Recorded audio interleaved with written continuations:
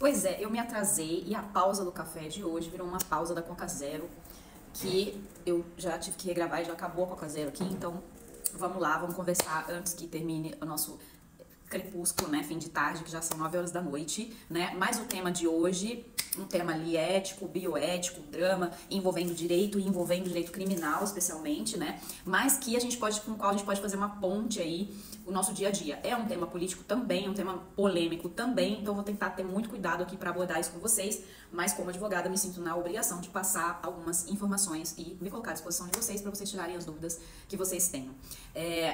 Tem se falado muito, acredito aí que rolando no seu feed, vocês viram muita coisa sobre um projeto de lei que criminaliza o aborto, né? Vou começar do final para fazer uma ponte, para interessar você que é profissional da saúde, para já dizer que hoje nós vamos falar sobre objeção de consciência. A objeção de consciência, ela é um preceito ético, na verdade, que é garantido na maioria dos códigos de ética, né, especialmente nos profissionais da saúde, mas nos profissionais liberais em geral, em que você tem ali a liberalidade de romper uma relação com o seu paciente sempre que você não se sentir confortável ou confiante o suficiente, ou que você sinta que algo ali tem abalado a sua relação, né? Essa relação foi importante entre profissional da saúde e paciente. Então, gente, só para deixar bem claro, começar esse assunto do final. Num país democrático, e sim, nós estamos num país democrático, tá? Tem gente que quer te botar na cabeça que não, mas sim, você está num país democrático. Você nunca, como profissional de saúde, será obrigado a desempenhar um ato com o qual você não concorde, tá?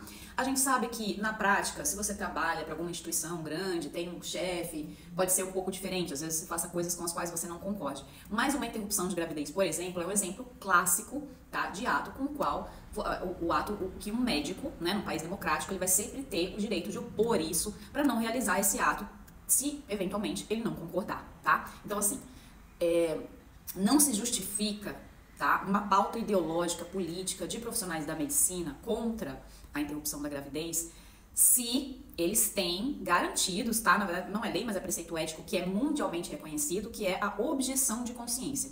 E a objeção de consciência é algo que cabe também para outros profissionais da saúde, sempre que o profissional não se sentir apto a desempenhar aquele ato, e desde que não seja um caso de risco de morte, tá, e esse paciente possa, ele tenha outras opções, possa procurar outras pessoas. Você pode opor objeção de consciência e romper essa relação com o teu paciente.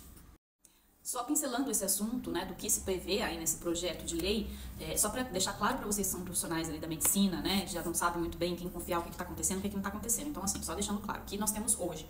Hoje, a interrupção, né, o aborto, ele é crime, tá? Ele é crime com 3 exceções, 3 escusas. Então, há 3 casos em que a mulher, ela pode sim optar pelo aborto, que a gente chama de aborto legal, né? São 3 casos. Primeiro, no caso do feto anencéfalo, tá? Então, elas têm esse direito.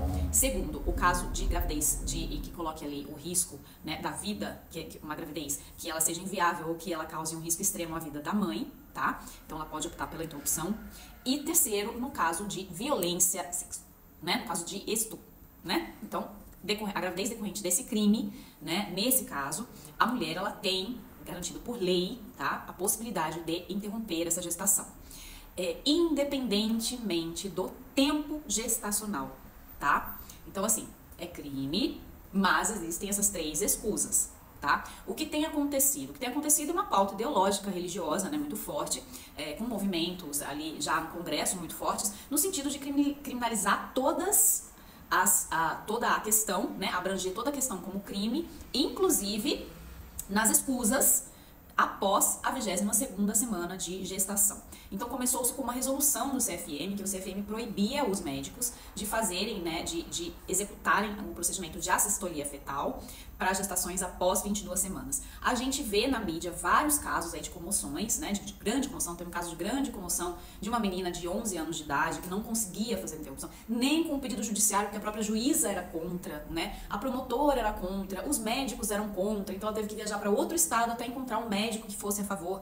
para conseguir fazer, né, algo que ela tinha por lei essa possibilidade garantida. Então, o que se quer nesse projeto de lei é abolir a possibilidade de interrupção após a 22ª semana, tá, de gestação, e também aumentar a pena dessa infração, né, desse crime, desse ilícito, que é a interrupção da gravidez, tá? Então, hoje já é crime, né, e eles querem aumentar a pena, então que iria ali no máximo de 3 anos, vai passar a ser de 6 a 20 anos. Na prática, se essas mulheres responderem a processo, forem condenadas, sim, elas eventualmente podem ali cumprir pena, num montante maior do que o próprio homem que cometeu essa violência engravidando-as, né? E aí vem toda essa análise social acerca do assunto, né? Você pode opinar ou não, você pode mandar suas dúvidas para mim por direct, eu tentei não ser muito polêmica aqui, mas a gente, quando você tem um jurista responsável, né, com a mente aberta, ele compreende geralmente que a sua convicção pessoal não pode ser imposta para outras pessoas, tá? Então, assim, essa resolução do CFM, ela acabou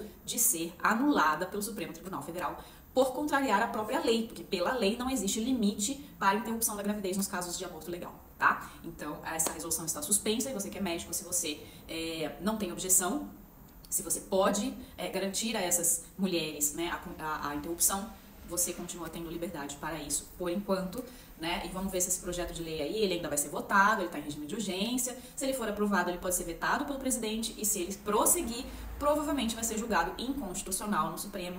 Então, é um longo caminho ainda pela frente, apesar de toda a polêmica que causa uma boa discussão social acerca do assunto.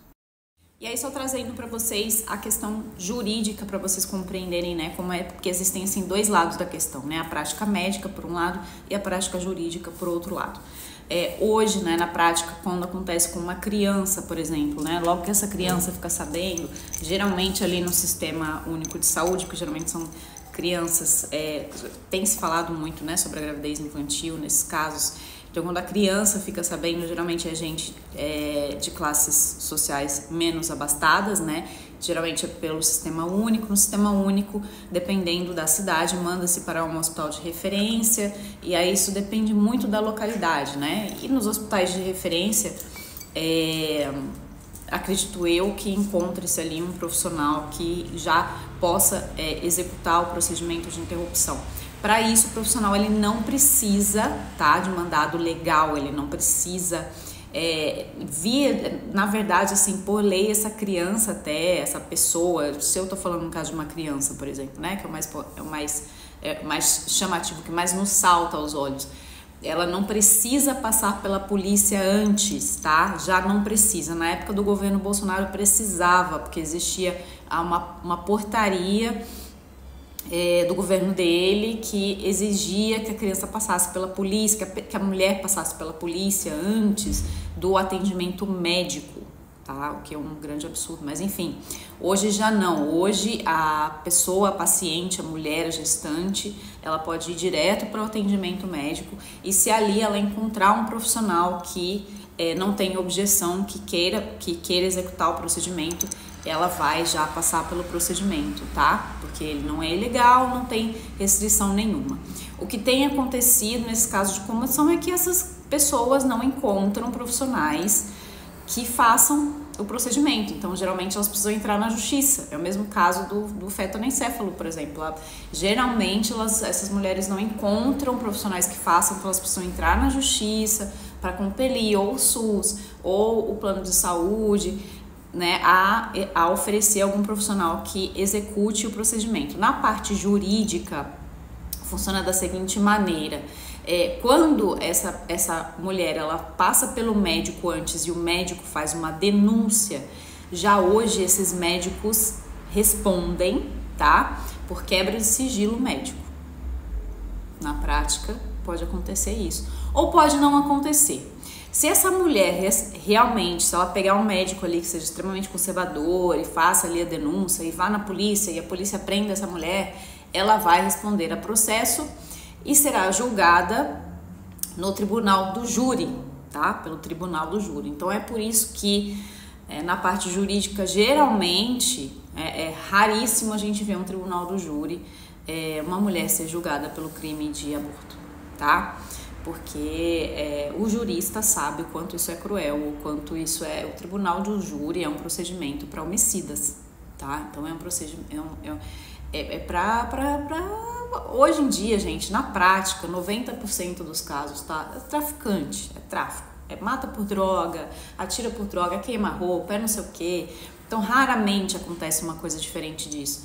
E esse universo é extremamente cruel para uma mulher que, por uma razão íntima dela, resolveu passar por isso, tá? Então, no judiciário existe, na verdade, existe mais compaixão do que no próprio meio médico. Para vocês terem uma ideia, a exemplo aí dessa resolução do CFM, né? Então, na prática é muito difícil você ver uma mulher responder ao procedimento inteiro, ser condenada, ir para penitenciária nesse caso, porque vai ser de 6 a 20 anos, então ela vai pegar no mínimo 6 anos de cadeia. É bastante tempo para uma mulher que teve uma questão humana dela, né? Então, assim, por isso que o judiciário, no geral, e provavelmente não vai passar como constitucional no Supremo Tribunal Federal, porque o judiciário ele tem essa visão, apesar de terem juízes, como o caso da menina de 11 anos de idade, que sejam extremamente conservadores. Apesar de tudo isso, o judiciário ele tem várias etapas, né? Vários graus de recurso, várias etapas, passa por várias pessoas, passa primeiro pelo inquérito policial, né? Depois vai para o judiciário. Então, como passa-se por várias etapas, na prática vai ser muito difícil a gente ver uma mulher sendo presa. Por isso, então, é uma grande besteira, é uma pauta extremamente ideológica, uma pauta inútil. O sistema carcerário no Brasil é extremamente cruel, então, assim, não existe justificativa, né, para juntar uma mulher a uma estirpe de mulheres que são traficantes, que são homicidas, não se justifica. Tá? Então, o que acontece humanitariamente é isso, e por isso que o judiciário provavelmente vai se opor. E aí, lá no final, né, os conservadores vão dizer: então o STF legisla, né? Não é que ele legisla, é que na verdade a gente tem um legislativo que emite ali, publica leis, né, que vota em regime de urgência, leis que são antidemocráticas, né? Porque numa democracia você subentende-se no geral, que uma pessoa não é obrigada a ter as mesmas convicções, né, filosóficas, religiosas que você, tá? Então você tem as suas, você nunca vai ser obrigado a descumprir as suas convicções, tá? Especialmente o profissional de saúde, mas a outra pessoa pode pensar de outra maneira. Então é isso.